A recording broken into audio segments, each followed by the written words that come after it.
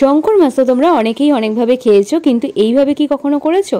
যদি না করে থাকো অবশ্যই করো। আর যারা শঙ্কর মাছ খায় না তারাও কিন্তু শঙ্কর মাছের প্রেমে পড়ে যাবে। ভালো করে দেখো কি সুন্দর শঙ্কর মাছের মধ্যে যে কোটিংগুলো, সেই কোটিংগুলো কিন্তু একটাও খুলে যায়নি, আর মাছটা কতটা নরম হয়েছে।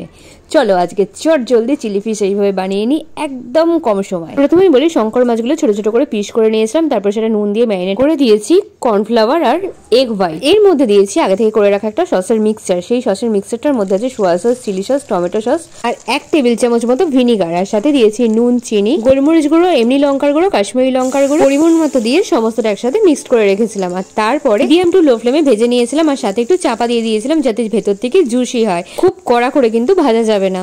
আর ওগুলো তুলে নিয়ে প্রথমে ক্যাপসিকাম দিলাম, তারপর দিলাম পেঁয়াজ পাতা, রসুন কুচি, লঙ্কার কুচি, আর তারপর করে রাখা সসের মিক্সচার দিয়ে খুব ভালো করে নাড়তে থাকবো। তারপরে আগে থেকে করে রাখা পকোড়াগুলো এর মধ্যে দিয়ে বেশ ভালো করে কষাতে হবে। আমি খানিকক্ষণ চাপা দিয়ে দিয়েছিলাম যাতে করে মাছের মধ্যে ফ্লেভারটা খুব ভালো করে ঢুকে যায়, কারণ যেহেতু এটা শঙ্কর মাছ।